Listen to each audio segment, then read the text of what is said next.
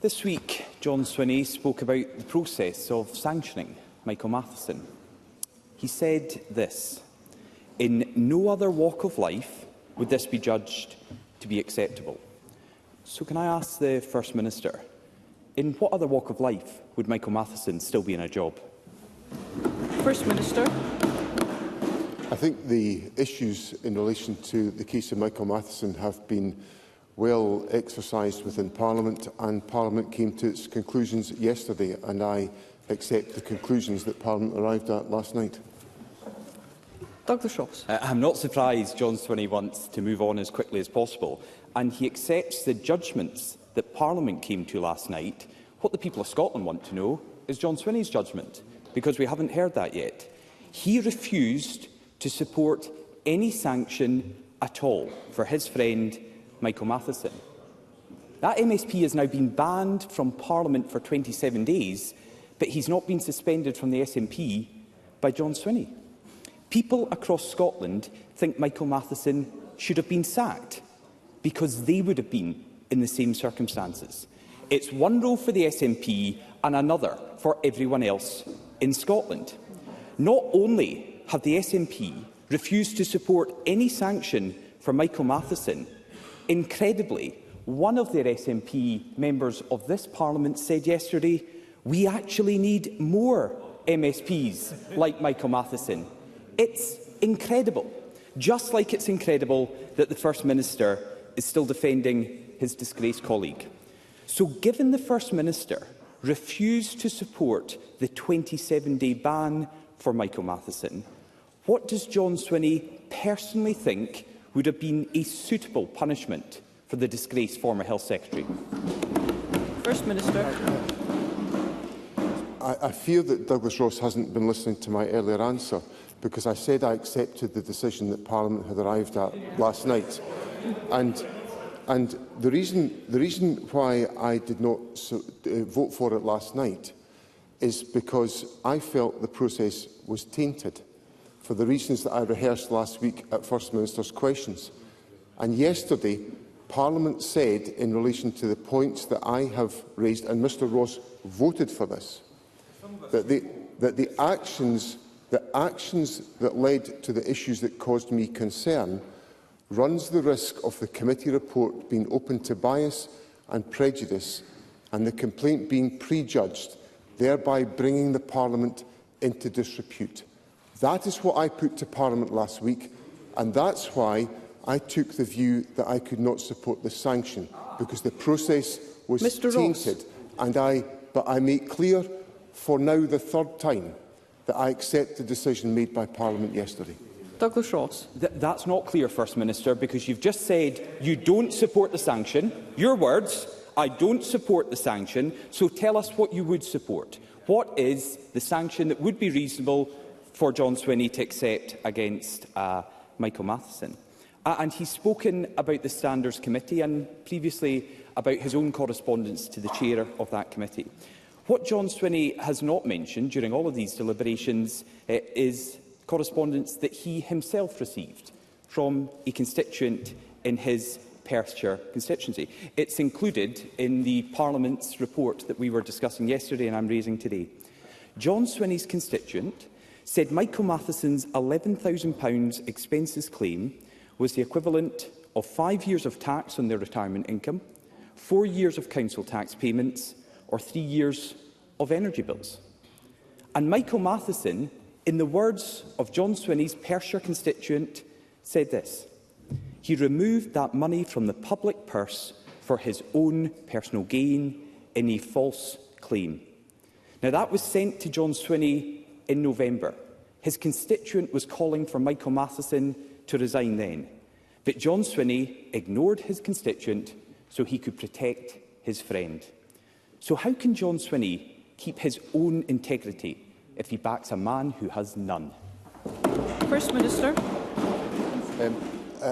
For the fourth time, Presiding Officer, I accept the outcome of the decision that Parliament arrived at yesterday. And what that includes is an acknowledgement by Parliament that the process that was undertaken by the committee risks bringing the Parliament into disrepute. Now, Mr Ross cannot escape what he voted for last night. And what that means is that Parliament has got to consider how it exercises its responsibilities in accordance with the principles of natural justice, which I am glad that Parliament agreed last night that the parliamentary corporate body should initiate an independent review of the Parliament's complaint process to restore integrity and confidence in the Parliament and its procedures. And that's what Parliament's decided to do.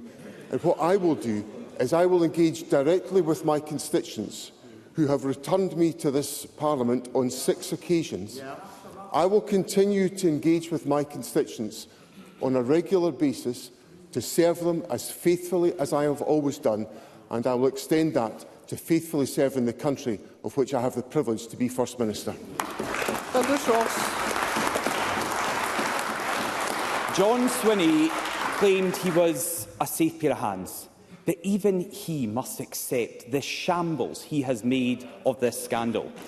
But let's just listen to what John Swinney previously said, when it was Henry McLeish who'd claimed expenses and then paid them back.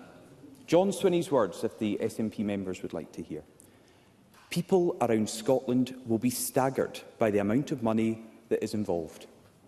Crucially, the bond of trust that must exist between Scotland's First Minister and the people has been broken. John Swinney finished by saying, for the good of the Scottish Parliament, Mr McLeish must resign. What happened to that John Swinney? Where's he gone? When it doesn't involve someone in the SNP, John Swinney tries to talk like a man of integrity. He demands resignations. He speaks of trust.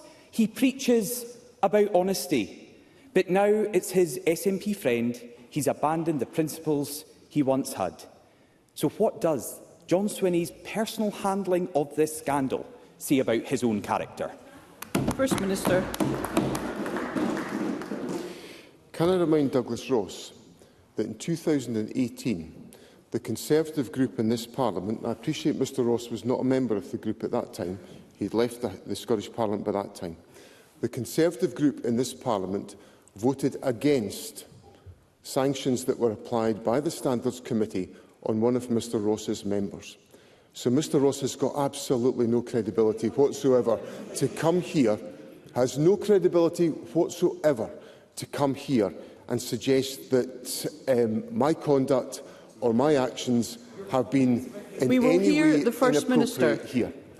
Now, in addition to that, the issues that I went through at length last week, Presiding Officer, in answering Mr Ross, the issues I raised have now been endorsed by Parliament. First Minister, Mr Ross, you are aware that unless you've been called to speak, we should not be hearing any other member other than the member who's been called to speak. First Minister. So, Presiding Officer, the issues I raised have now been endorsed by Parliament. Mr Ross, I am going to ask you to apologise.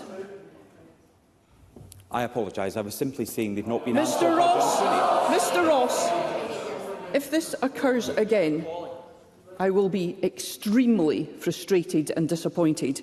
First Minister.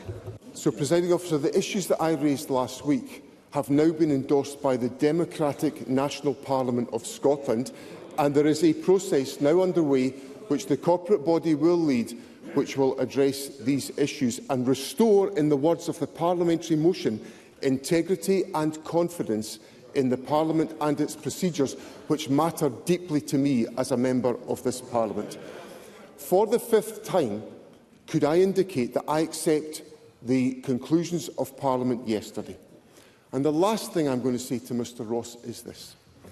I think it's pretty instructive that when Mr Ross goes through his sequence of questions and then eventually gets to the pouring out of the volume of personal abuse that he pours out, it tells us that Mr Ross has lost the argument, just as he has lost the argument throughout all of this, because he cannot do anything other than resort to nasty personal abuse. That's what Mr Ross contributes to this Parliament. Question number 2, Anna Sarwar.